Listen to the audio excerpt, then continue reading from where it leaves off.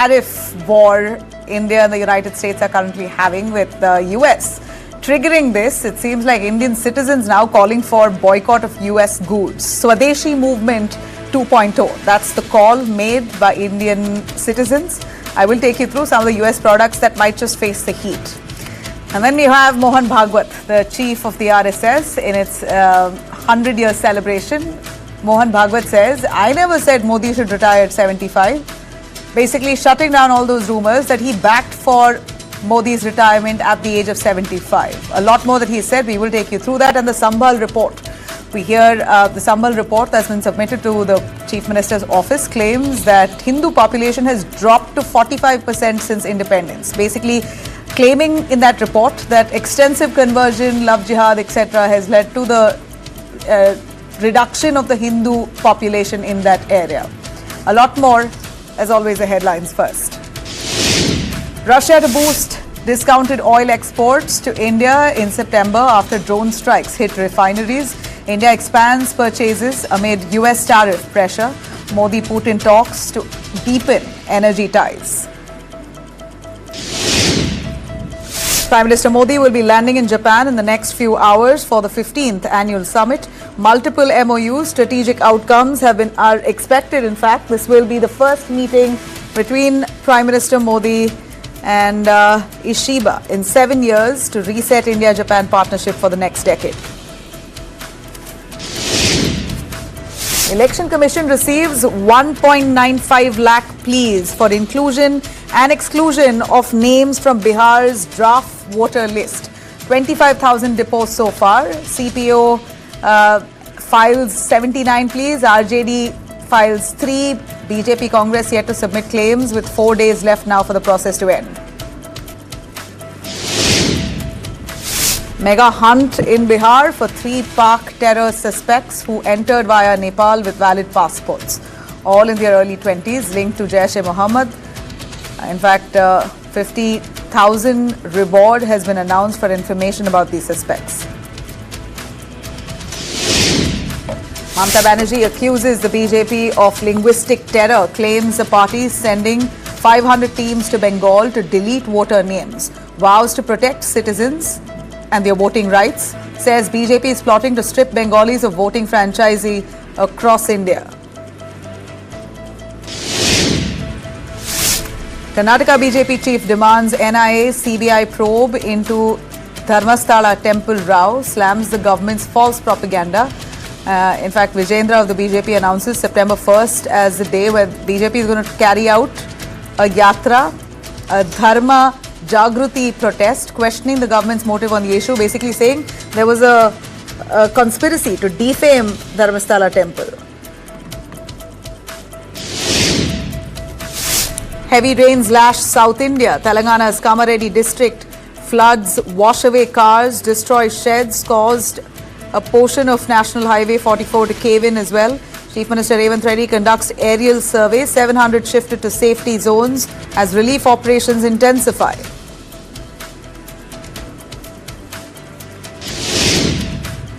US F-35 pilot, known to be one of the world's most expensive fighter jets, in fact crashes. The crash was reported in Alaska in Jan this year. It's been quite a few months, but here's the time, now is the time basically the video has surfaced, questions being raised as to why this information was hidden. Report blames hydraulic icing, basically the engine froze. Poor oversight for nose gear failure that made the jet uncontrollable. This crash happened on Jan 28th. It's a 5th generation stealth fighter jet that went down during training flight, but no information on that so far. Trump administration proposes fixed-term visas for students, journalists and exchange visitors from India. Department of Homeland Security's new rule seeks 4-year cap for F and J visas, 240-day limit for media, but opens doors to 6 lakh Chinese students on the other hand.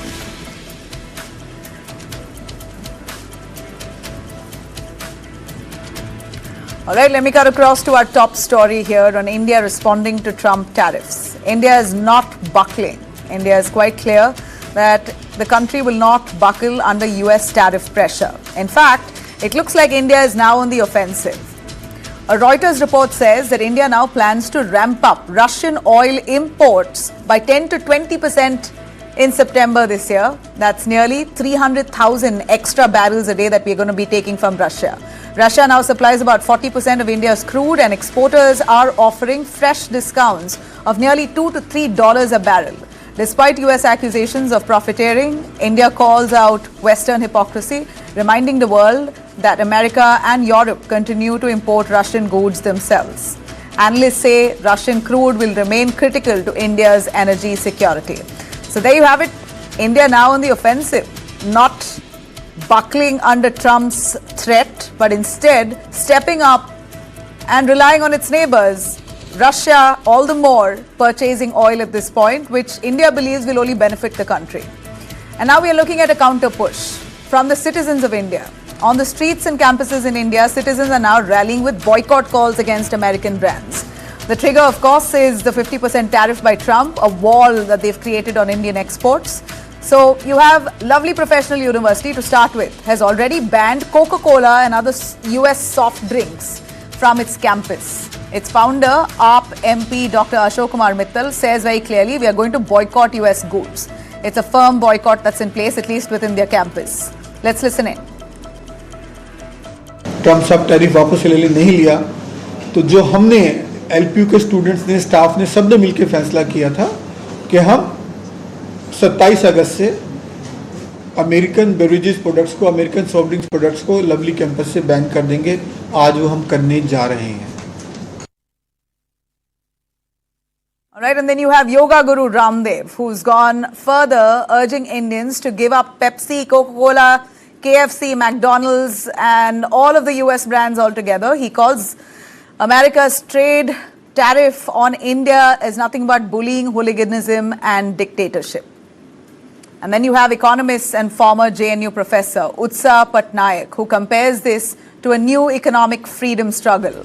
Says imports are being thrust on us against our will. Boycotting is really in the interest of our Indian farmers and workers. You also have entrepreneurs in India who are weighing in, taking this opportunity to push for Indians to opt for Indian goods. Manish Chaudhary, co-founder of Wow Skin Clinic, says Indians must support domestic startups, and farmers, instead of in fact lining up products, buying products extensively that belong to countries that are 1,000 miles away, at least give Indian products a chance. The reality, though, of course, is a lot more complex. Let me tell you that India heavily depend, or rather flock to these US giants, US companies like Starbucks. Look at the queue that you see in India. We are their biggest market. As we know, WhatsApp, its largest user base are Indians. Domino's sells the most number of pizzas in India than anywhere else. Starbucks, Apple, Coca-Cola all draw heavy crowds from India. They are minting money from India, but are Indians really ready to disengage? That's the big question. Which is why when comments from President Trump's former trade advisor, Peter Navarro, comes, it really stings. In fact, Navarro says, mocking India, that India is so arrogant. They could have really avoided this tariff, but India is arrogant. They want to fuel Ukraine war. He in fact calls the Ukraine war as Modi's war. But a few others in the United States, like Treasury Secretary Scott Bessent, sounds more conciliatory, saying that the relationship is complicated. Modi and Trump are still very good friends, in a way to say that both of them still share good chemistry, not all is bad. So as the US turns up the heat, Indians now rallying behind its government. But will boycott calls or boycotting American products really help counter tariffs' impact on the Indian economy? Let me cut across to our panelists joining us here tonight. Jayant Das Gupta, former ambassador to the WTO. Thanks very much, sir. We also have Dilip Chenoy, former Secretary General, FICCI. We also have Shubhomoy Bhattacharjee, consulting editor, The Business Standard. I really appreciate all of you joining us. Does Swadeshi 2.0 really have the power to shift the balance or sustain the economy? And how soon can that actually kick in, that stability? Make in India, we're already on that track, but we haven't really achieved full potential of Make in India. That might take a little longer, but at a time like this, India will receive that shock. How soon will that effect trickle in? We're not sure. But boycotting US goods. Do you think that that's something that India should do, at least as symbolic? Jayant Dasgupta? Well, it is a matter of, I think, sentiment and the nationalist spirit that if the US is not treating us fairly, it is not abiding by its international legal commitments, then there should be some kind of a pushback, some kind of a retaliation. And this is in the hands of the common man. So that sentiment, can't be brushed aside all that easily. But one thing which needs to be mentioned in this context, in 1977, the government of the day at that time had wanted dilution of the holdings in Coca-Cola, of the foreign holdings.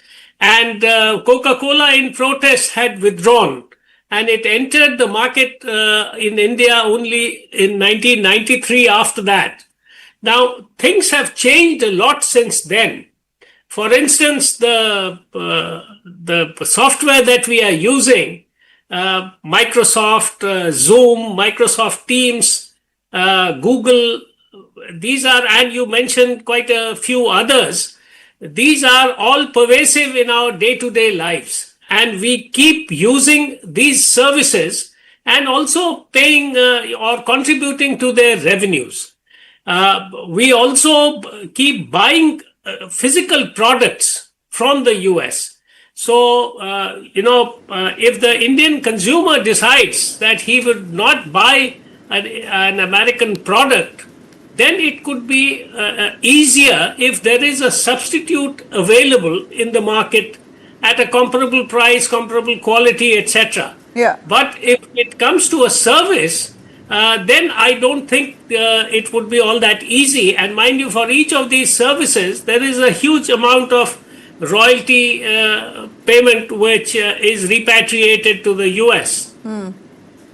You know, and Dilip Chinoy, if you can come in on this, products like Coca-Cola, Pepsi, it's not very difficult for India to find alternatives within the country. In fact, there were all types of sodas that we had at one point, and that's phased out because Coca-Cola and Pepsi have this kind of monopoly that they've killed all the small businesses.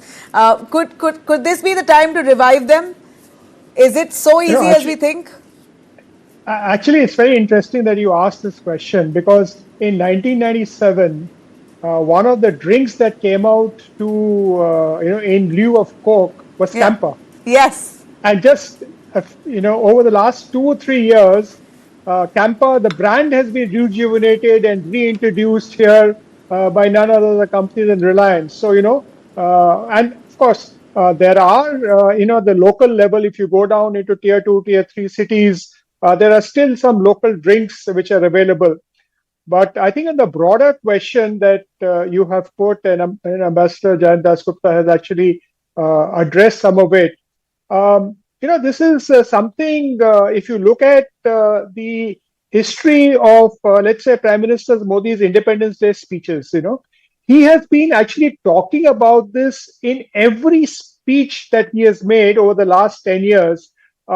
Starting with, looking at encouraging the small industries to find one product that we import, to look at that product, make it equal quality, lower cost in India so we can substitute. Then the second time he talked about, while you do this, also do zero defect and zero effect, how do you impact the climate? Then it was, vocal for local. And you're having a series of things which are there because I think in the overall context of India, the need to reduce our current account deficit and do that, whether it's our renewable energy push, whether it is ethanol in petroleum, there's a whole strategy going on. In that context, I think if we look at first, products that are being imported. I think like Ambassador Jayant said, there are some services, there are some other products that are made in India which are giving Indians, employment and jobs. Let's look at things which are importing and consuming, right? Which are very easy to do, and there are substitutes available in India. And therefore, some of the calls that you featured the startup on your show who talks that give Indian startups a chance here, and that we should do that. Other countries have an ethos. Very few people know that, let's say, a country like Japan has zero duty on Indian textiles, but we can't, sell even a shirt there because people don't buy. People buy local, Yeah. right? So I think we need to build that spirit of buying local and promoting local industries. But yet, as Ambassador Also Rajput comes, said, I think, with quality. It's different- not, you can't push patriotism down people's throat when you're giving substandard products. So it I think also Absolutely. comes down to quality. Do you think Indian goods can actually live up? I'm not saying, well, to each palate their own. I might like Campa, the other might like Coca-Cola. But yet, say for example, clothing, a lot of the clothing brand that I might get in the United States in terms of fabric, myself, I don't find that comparison. I don't find the equivalent here in India. And I, subconsciously resort to buying it from the US. Yeah, so that's a point that you make. And there are some, let's say, there are some products which you can make, but you can always substitute it. I mean, if you take American brands that are selling, let's say, even clothes in India Yeah. or other products in India, in some of the brands, if you go into a store, you'll see some made in India, some made in Colombia, some made in Bangladesh, some made in Vietnam. So if we consciously choose, let's at least choose the made in India product there. There are different ways of actually doing it. It can't happen overnight. It's a long haul. We have to improve quality of our products. But I think as a nation, if we want to reduce our dependence on imports and then, be a big, powerful economy, create scale, we've got to buy stuff that is actually made in India. And So actually, I think we are look at it- shifting, at least the sentiment, the attitude, our perception of made in India has changed. And we've come a long way there, for sure. We are resorting to more Indian craft, Indian, Indian fabric also. Like I said, there are some kinds of fabric you might not find here, but Indian woven fabric, authentic to India, we've started celebrating that a lot more than we ever have. So we have come a long way on that note, but to boycott US firms in India, giants like McDonald's, KFC, Apple, we are so obsessed with Apple. It's now become a prestige symbol to own an Apple iPhone, right? Shubhamoy, your take on boycotting US products. Do you think that will really move the needle in trade war?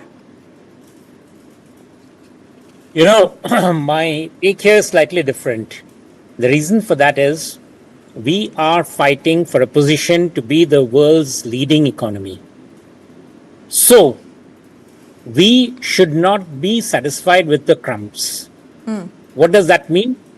In response to the US problems, and US has created its own problem, we should not push ourselves back into autarky. Why is this important? India should be the best place in the world to do business. That is what the Prime Minister is talking about, and that is what we are pushing for. We should all, as the Prime Minister himself said, we should be pushing for Atmanirbharta, which does mean that the best products come from India. Now, if those products can be better than Coca-Cola or anything, that doesn't matter. Correct. The point is that we do not need to retreat into a shell. Much as I appreciate what some of the interviews that they carried earlier, that they feel, and I can feel the people's outrage, that is not the way we should be looking at. Autarky we sort of followed for 60 years till we got into our liberalization. So that didn't help us. So we are not talking about that sort of a position. We are producing for the world. Let USA realize how big a market India is and find the US companies putting pressure on whoever's the president that this can't work. For instance, our services sector is the world's best. We are the world leader for the global capability centers. Yeah. Half of their business happens with USA. Do we want to stop that? Obviously not. But they don't live on crumbs. They provide the best in quality service, which is why companies keep on rushing to expand GCC capacities in India. The same thing should be happening in our out it only allows for sloppy production within India. It doesn't help us. We should be able to Give me an compete, and that is example. where Give me an example. actually we're losing. Give me an example. Tell you what. For Just instance, to see yes, exactly. Pepsi, I'll tell you Coca-Cola, what. For all of them instance, manufacture in our India engineering- itself. Yes, for instance, look at our manufacturing of engineering goods. Power transformers in USA are not manufactured. The entire USA is short of power transformers. Why is this such a significant thing? The demand for electricity is rising phenomenally in USA. But USA has not invested in building power transformers. Which are the countries which make the best power transformers? China, Vietnam, Mexico, and India. It should not be and India. The competition should be between China and India. We should be producing the world's best power transformers. That is where we should be looking at. We should not be shielding ourselves from competition to satisfy our domestic no, markets. absolutely. We should have reason why we are in products a trouble indigenous today- to our land which can't have an alternative. That's understood. Exactly. So for this, we can look So at is there competition. one product If that you look India at can boast of? Because just today I was having a chat with someone who said, US can't do without India because we are the largest exporter of rice. I said, which rice? They said, basmati rice. I said, well, Pakistan also exports basmati rice. So is there any product that India is selling to the United States that they aren't getting an alternative to? That's the point. So we have to therefore not look at the Coca-Colas in the world. We have to produce our own best products, and that means allowing more competition for all sorts of goods. That is the way we'll be becoming the third largest economy in the world. Third largest economy of the world. We cannot be isolating ourselves. I can understand the people's outrage, but government policy cannot be and should not be to block off imports of stuff. That doesn't help us. We need to say that every product in India is here because they can satisfy and if they are good enough. For instance, our e-commerce, instant commerce delivery is the world's best model. Our UPI is the world's best model. Our capacity, as we talked about the GCC, is the world's best model. We should be having many more such which are so difficult for others to produce that they turn to India. That is the mantra. Not about walling ourselves in. Walling ourselves in will not help us. We are, for instance, looking at making our shipbuilding into a very major sector. Absolutely right. We should be doing that. We should. Defense Minister Rajnath Singh has said that we'll never ever import a fully manufactured warship. We'll be manufacturing in India. Brilliant idea, brilliant thought, and that is what we should be pursuing. That is how we should be looking at taking on the global challenges. Right, but so I would say that to be we very should honest, pushing on. Shubhomoy, I feel we are aligned on that front. We are getting there, but how long Exactly. would that take? My question is, how long would that take?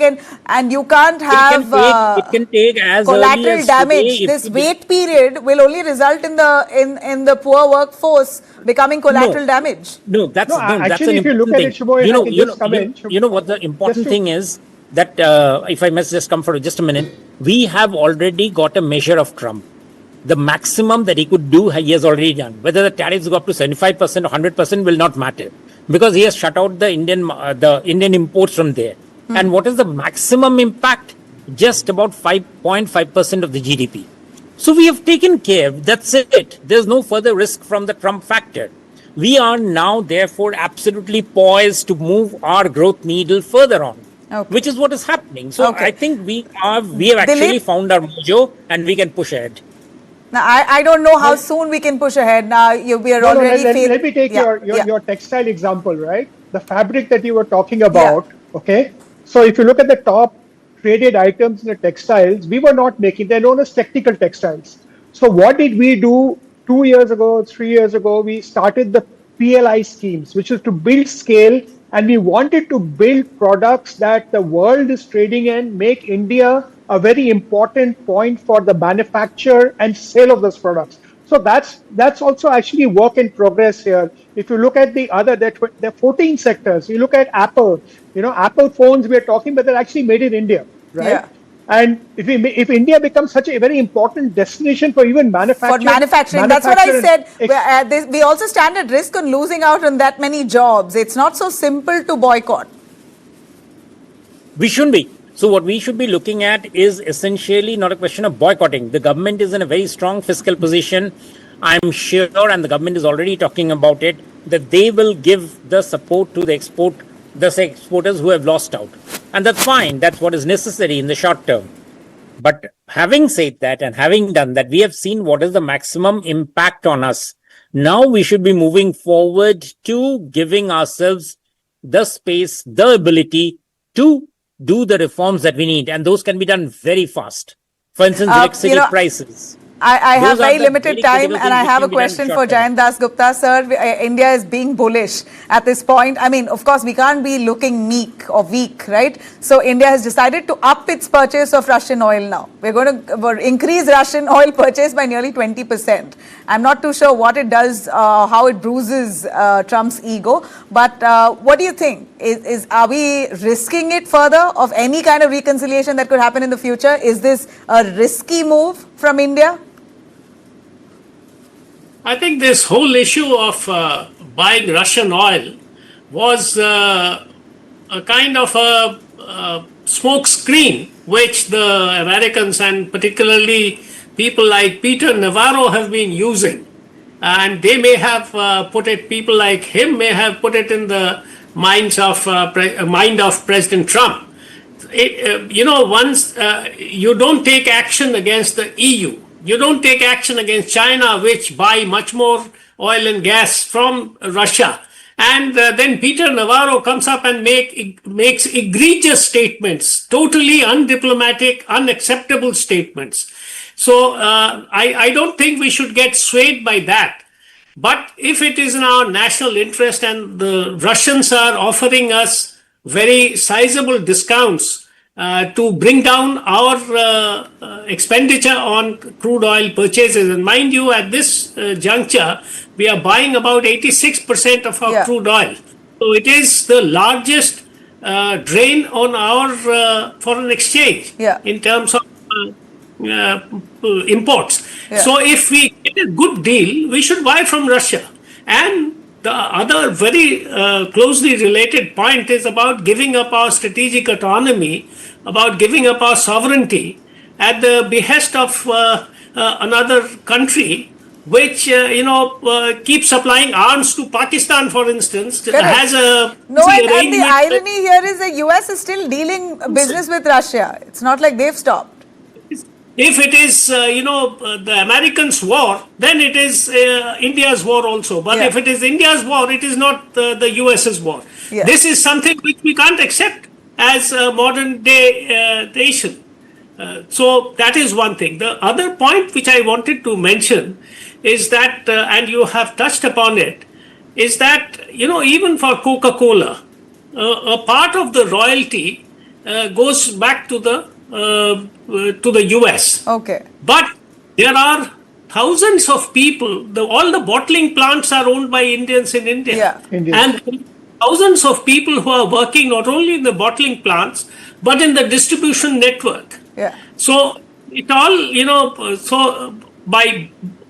I'm not saying that you don't boycott Coca-Cola or Pepsi, but it would have economic consequences till a substitute comes up. And mind you, there are substitutes which are coming up all the time. Correct. On the issue of, on the issue of essential products, for instance, if you look at the import basket from the US, what do we buy? We are buying a lot of capital goods. We are buying unpolished, uncut diamonds, which are used for our export-oriented industry. So are we going to say that we will not buy unpolished diamonds, for which the US is the biggest auction house, has the biggest auction houses and sellers located in the US? No. Why should we shoot ourselves in the foot? We are going to continue buying those things because it is needed for keeping the wheels of our own industry and our export-oriented industry in particular moving. So, and medicines, for instance, Pfizer is the largest medical firm in the world. And the amount of money it pours into research, etc., is enormous. So if we need life-saving drugs, if we need, for instance, we needed mRNA vaccines, of course, only at a later stage. We developed our own vaccines. Yeah. So why should we prevent our people from getting the best in the world? But all these things have to be taken in conjunction with what Shubhamay has mentioned, that if we develop the capability to produce world-class goods, and that is the biggest thing, we must develop the capability to produce So from world-class. what I gather from all of you here is that India should eat the humble pie now and hold on to this. Wait before we react. We shouldn't be reacting. Just be calm. Strengthen your own craft, and then there is a time that will come in the future that we could.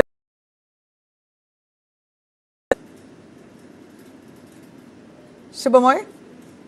Yeah, essentially, it's a question of we have done a lot of reforms, but we had been slacking a bit.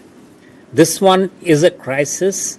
Forget about who created the crisis, but it's a crisis which gives us a wonderful opportunity to move ahead with critical reforms. We've already started doing it, and I think that's big thing. In fact, you talked of eating the humble pie. We aren't.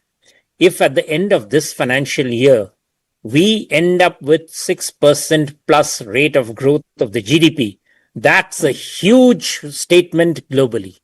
Believe me, that will be a very powerful statement that India, despite not exporting to USA, its largest trading partner, is still growing at above 6% real growth rate.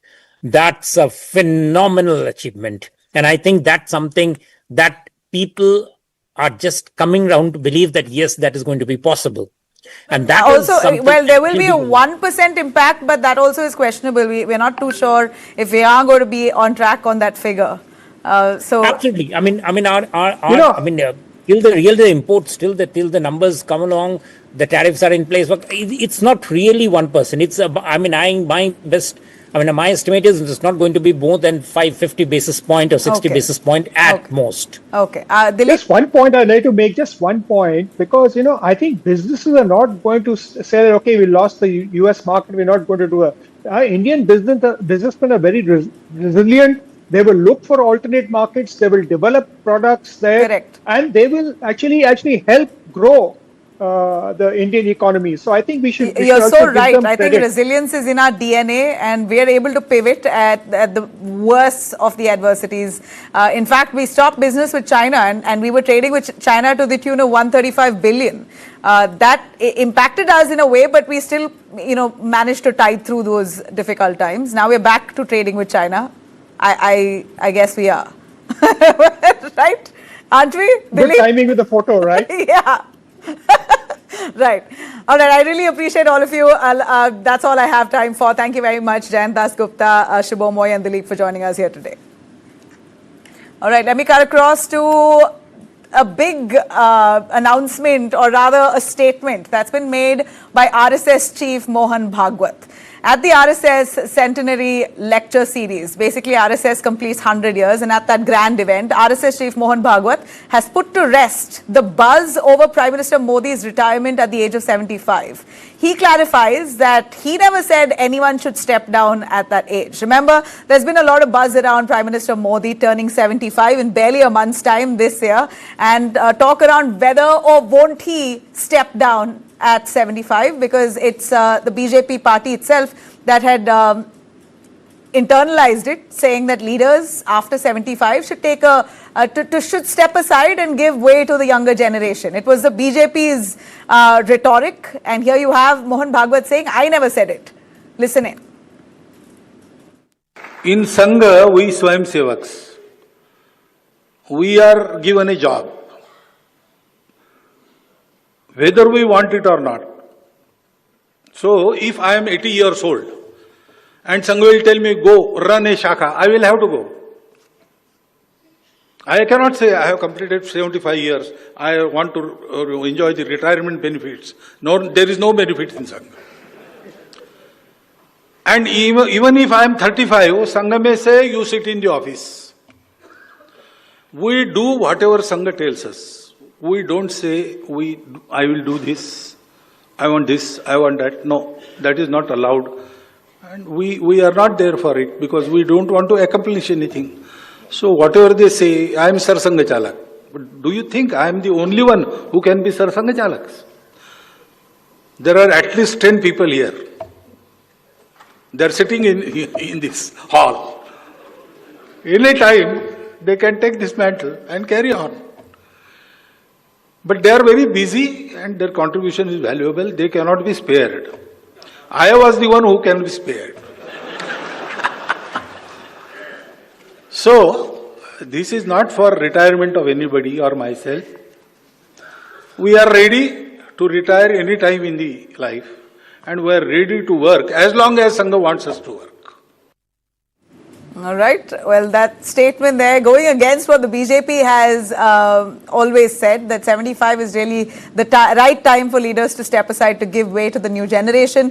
But will Modi or won't he? That's the big question now. You have RSS chief Mohan Bhagwat in a way suggesting that Modi should not. He said a whole host of other things and very important things. In fact, Mohan Bhagwat also spoke on reservations, something that has really left the country divided. In fact, you have the opposition parties like the Congress slamming the BJP, saying that they are anti-reservation. To which Mohan Bhagwat's statement comes as more or less a clarification, saying that I stand with constitution that mandates quota system. Listen in. हमारे जातिगत आरक्षण पर प्रस्ताव है. पहली बार जब प्रस्ताव हुआ तब जैसा समाज में घमासान चलता है इसको लेकर, वैसा घमासान हमारे यहाँ भी चला. यानी घमासान मारपीट नहीं, लेकिन दो परस्पर एकदम सिरे से अलग विरोधी मत और उनका विवाद. तो सरसंघ चालक हमारे बाला साहब जी थे उस समय. उन्होंने एक सत्र सारा सुना और फिर उन्होंने कहा कि देखो, 1000 वर्षों से इस जातिगत भेद का दंश जिन्होंने झेला है उनके परिवार में अपना जन्म हुआ है, ऐसी कल्पना करके सोचो और अगले सत्र में बोलो. अगले सत्र में आरक्षण के समर्थन का प्रस्ताव सर्वसहमति से पारित हो गया. ये संवेदना का प्रश्न है. इसमें जमा खर्च, किसको कितना लाभ, तर्क करेंगे आप, तर्क से इसका हल नहीं है. अन्य And here's another big statement made by Mohan Bhagwat. He spoke on the population, on how to ensure our fertility rate sustains in India, because we hear reports suggesting that Indians are having less kids, and that's just a drop in fertility rate. We might have much older population in the years to come and less young population because people are choosing to have just one child or no children. So he says it's suggested that families have at least 3 children. This is a push by the RSS stated by Mohan Bhagwat. Population policy वो 2.1 recommend करती है. अब वो देश का average 2.1, ये तो ठीक है, लेकिन संतान होती है तो 0.1 संतान कभी होती नहीं. गणित में 2.1 का 2 होता है, लेकिन मनुष्य के जन्म में 2 के बाद 0.1 होता नहीं ना, 3 ही होता है. इसलिए 2.1 मीन्स 3. तो भारतवर्ष के प्रत्येक नागरिक ने यह देखना चाहिए कि अपने घर में 3 होने चाहिए. ये देश की दृष्टि से कह रहा हूं. दूसरा, एक कंसर्न भी है जनसंख्या. एक All right, there you have it. Big statements coming in from Mohan Bhagwat, pitching for Swadeshi, saying India must engage with the world by choice, not pressure, warning against rising global fanatism as well. So a whole host of things that he spoke about. On ties with the BJP, Mohan Bhagwat said that we don't have any quarrel with the BJP, we are in coordination. Differences are common, but we are certainly coordinated. He says the Sangh in fact runs Shakas, the BJP runs the government. We are friendly. So there you have it, Bhagwat's address at the RSS centenary celebration. It wasn't just about ideology. He spoke extensively about how the ideological body or outfit there in a way contributes to the nation building and has shown support to the BJP government. In as many words, he said it. Very important at a time like this. We're looking at Bihar elections coming up. We're looking at Prime Minister turning 75. We're looking at a whole load of adversities also at this point with Trump tariffs, the country a little chaotic. In that sense, the RSS showing a bond with the current regime. Joining me to talk more about this, Savio Rodriguez, political analyst, Pankaj Vora, senior journalist. Mr. Pankaj Vora, what's your take on Mohan Bhagwat saying, I never asked Modi or never even suggested Modi should retire at 75? Coming at right in time, month before Prime Minister Modi actually turns 75. And this was BJP's own rhetoric, that leaders must step aside after 75. They should give way to younger, new, energetic leaders. What do you feel? What do you think of the statement made? Mr. Mohan Bhagwat today at the press conference made some very politically correct statements. When I say this, it means that when he talks about it's up to the son to decide whether he has to continue beyond 75 or not, and it is not up to him. He's suggesting that, he's not going anywhere. If, he has to be changed, age is not going to be a bar. If basically he has distanced his retirement or his organization from what the BJP had decided way back in 2014, where it had stated that, people who are over and above the age of 75 should retire from politics and make way for, younger people. So that debate is on. I'm not, saying that Mr. Modi is going to retire after he turns 75 next month. But it is certainly, Mr. Mohan Bhagwat is talking about himself. He's not talking about Mr. Modi. He's talking about what the, Okay, so basically what he's saying in is, his own organization. What he's saying is Modi should also not retire. I will also not retire. In a way, that's what he suggested. Yeah, he's not retiring, and he says that he's going nowhere till his colleagues want him to go and decide to appoint somebody else in his place. So so far as RSS is concerned, there is no controversy left that he will retire, because when this controversy broke a few months ago, it was stated that Mr. Mohan Bhagwat will retire at 75 and Mr. Modi will retire at 75 also. Their birthdays are 1 week, of each other. So the thing is that Mr. Bhagwat has very clearly and very cleverly stated that he's not retiring. Okay. So the ball is it was in not BJP's about, court it was whether less they about Modi, more about decide. him. I got your point. Savio Rodriguez, what in your view is the statement, or who is it directed? He said Modi. He said people think that I said it. I've never suggested it. In fact, I say that people can work up to 80. At 80, if I'm asked to work, I will work. That's what he said. But just a question: when the BJP itself is enforcing the 75-year retirement, and they've enforced it on some of their leaders like Advani, Joshi, why do you think it shouldn't apply to Prime Minister Modi, or should it? Well, I think the BJP and the RSS are very clear in the manner in which they want to work ahead collectively and also individually as a political party and a social organization. Yes, there was a lot of debate that happened over the statement that Mohan Bhagwat made about 75 years and the retirement at 75 years, and also because BJP way back in 2014 made a yardstick of 75 years where senior leaders could move on and create opportunities for younger leaders. But the situation around Prime Minister Modi is quite different. The situation right now for India is quite different. What is more important for us right now is that you have a leader who is undoubtedly the best batsman in the Indian team at this point of time. And he's on the crease. And it's a time where India has to play what you would consider to be the slog overs. So then when you say that, it just makes me question BJP's succession planning. Don't they have anyone else at all? No, let me, Nabila, let me clarify that to you, because I might have a little more information than you as far as the succession plan is concerned. The succession plan will be put in place.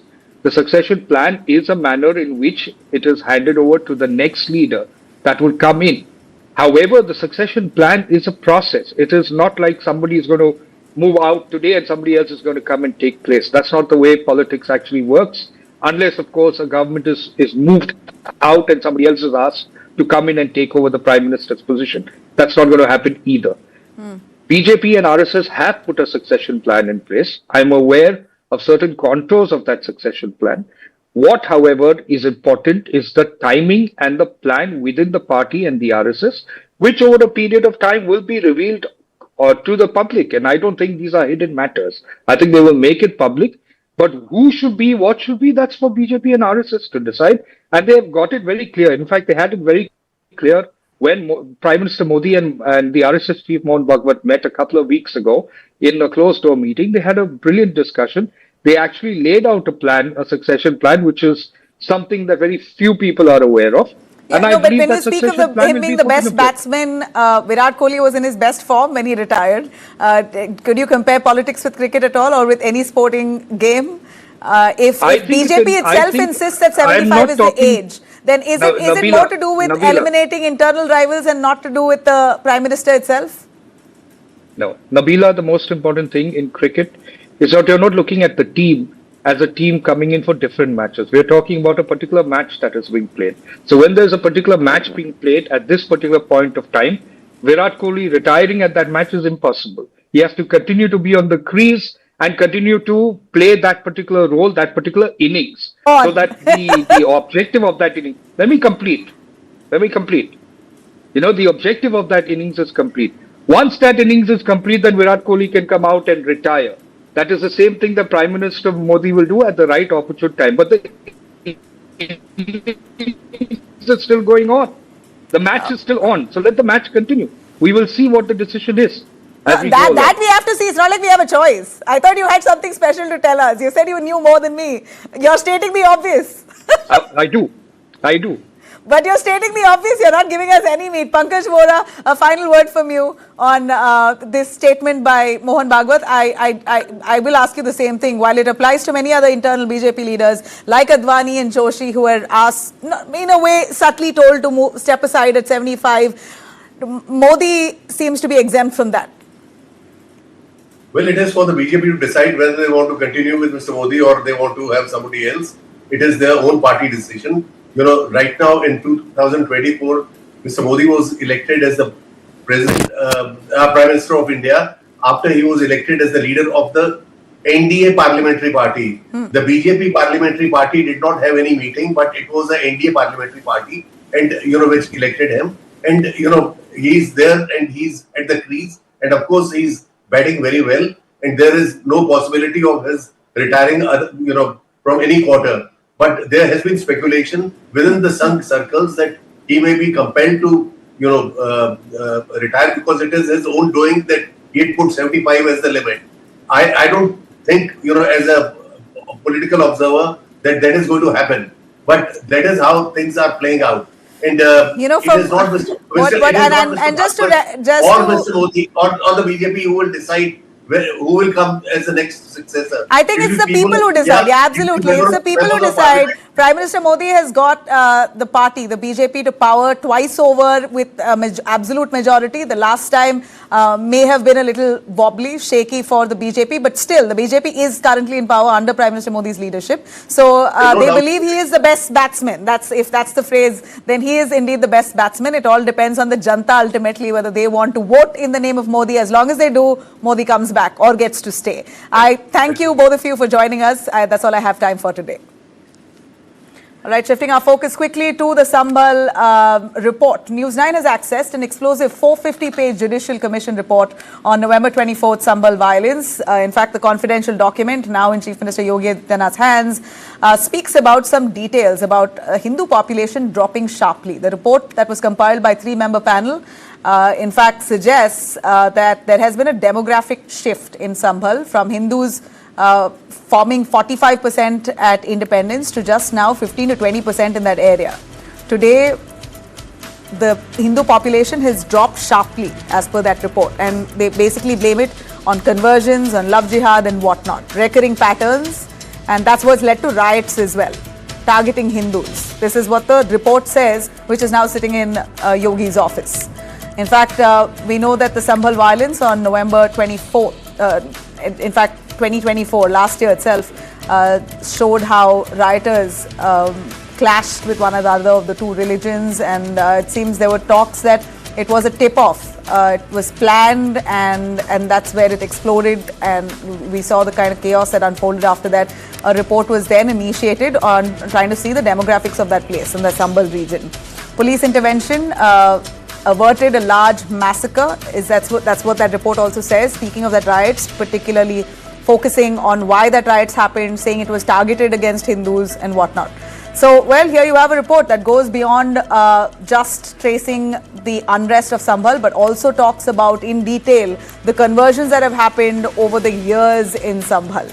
Now, explosive findings there. Chief Minister Yogi Adityanath is going to be holding a detailed discussion. Sambhal report is more than a fact-finding exercise, they say. According to them, it exposes a deep rot.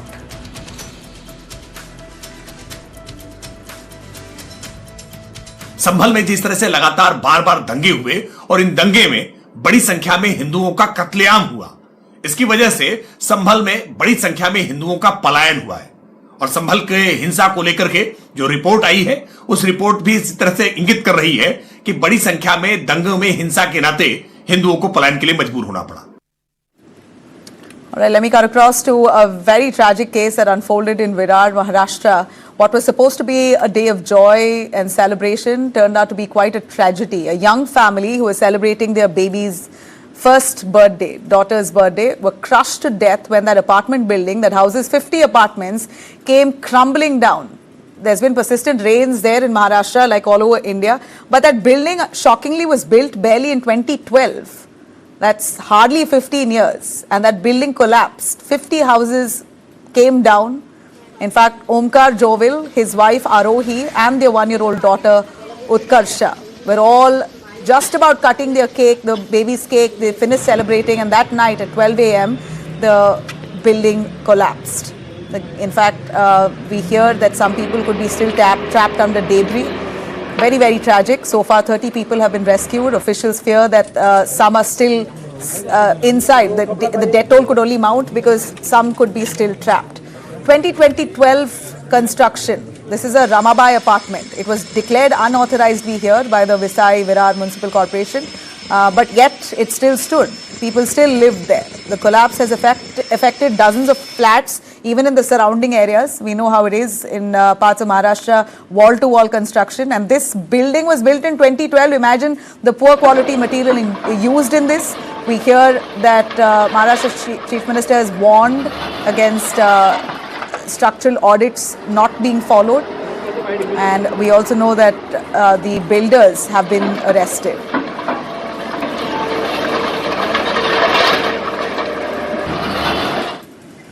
All right, the Kachativu row is back in the headlines, this time triggered by actor-politician Vijay's fiery call in Madurai to reclaim the island from Sri Lanka. Colombo has now hit back firmly, rejecting the demand, dismissing it as election-time rhetoric in Tamil Nadu. Sri Lankan Foreign Minister Vijita Hirat, in an interview in Colombo, has made it quite clear that Kachativu will never be handed back to India. Sri Lanka says that leaders in Tamil Nadu raise such demands only to serve political interests during elections and insists Colombo is under no obligation to respond unless the Indian government itself makes a formal request.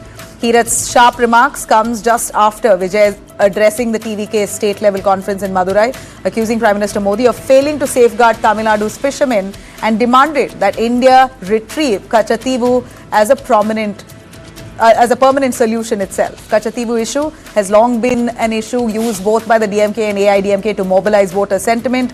Vijay stepped into this space. It's seen now as a calculated political move to rake in the true-bred Tamil voters.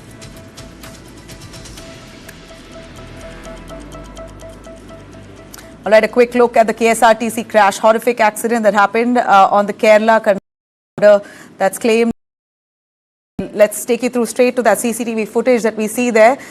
In fact, we're looking at the driver losing control. The bus rams into the Talapadi bus shelter, instantly killing 4 members of the same family, 3 women and a man and a young child. All died.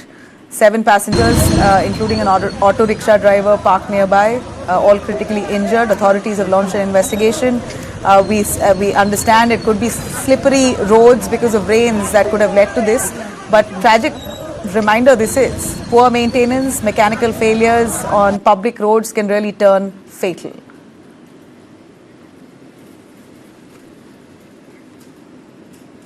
All right, here you have United States really doing what they do best. A hypocritical move, I should say here.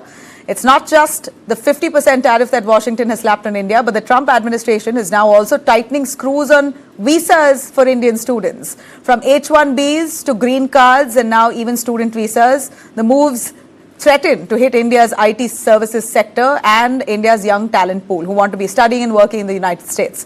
Raising eyebrows here is the United States, who has these rules for Indian students, has now allowed Chinese students in abundance to study and work in the United States. They have no visa hurdles or a deportation threat. President Trump has suddenly called them critical for America's universities, opening the doors to nearly 6 lakh Chinese students.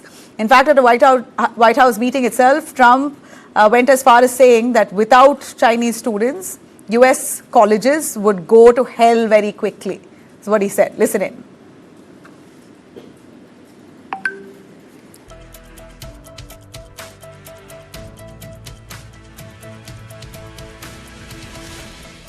We're getting along very well with China, and I'm getting along very well with President Xi. I think it's very insulting to say students can't come here, because they'll go out and they'll start building schools and they'll be able to survive it. But I like that their students come here. I like that other countries' students come here. And you know what would happen if they didn't? Our college system would go to hell very quickly. You'd have, and it wouldn't be the top colleges. It would be colleges that struggle on the bottom. And you take out 300,000 or 600,000 students out of the system. I like having, and I told this to President Xi, that we're honored to have their students here. Wow, the double speak there. China has welcomed this dramatic shift, but urged the US to match words with action as well, to stop harassment and interrogation of its Chinese students. Remember, China already has 2.7 lakh students studying in America, the second largest foreign student group after Indians. But while China gets the red carpet, India gets the red tape. The new student visa rules cap F visas and J visas to fixed terms for Indians, 4 years for programs and shorter durations for cultural exchanges and media visas.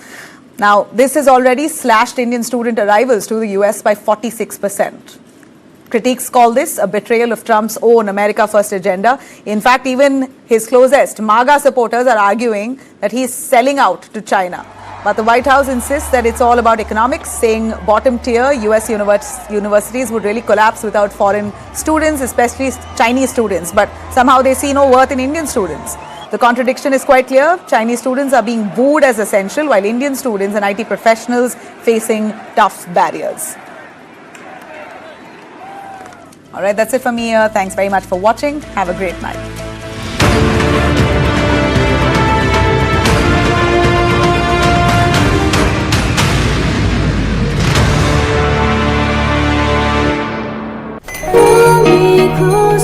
Go condoms? It's over there.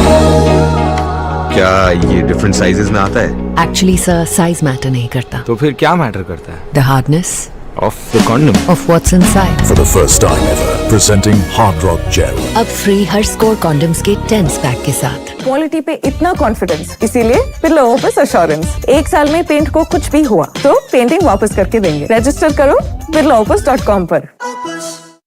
पढ़ता है, खेलता है, झूलता उछलता है, दौड़ता कभी कभी दौड़ कराता है, आगे आगे बढ़ता है इंडिया, अमूल दूध पीता है India. What are you watching, Dad? Don't you often say, think before investing in the stock market? So I'm trying to gain some knowledge. From whom? That's this stocks expert. Makes great educational videos. Gives good investment tips too. Dad, don't rely on such videos. Do your own research or contact a SEBI registered investment advisor. In the name of education, some influencers often misguide investors. You will have to bear the losses. An investor awareness initiative by SEBI.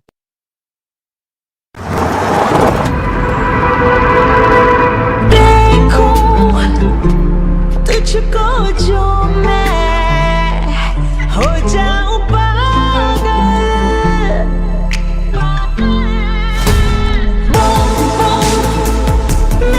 You glow different when you're in love.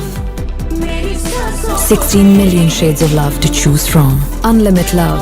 B6. Mahindra Electric Origin SUVs. तो अपने सोने को काम पे लगाइए, आज ही call कीजिए 1-800-313-1212 पर।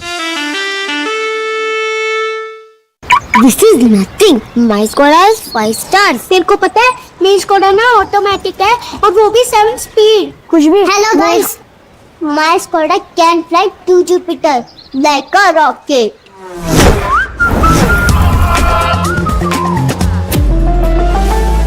Skoda. Light, camera, and action. Kick back, relax, grab your favorite snack because News9 is here with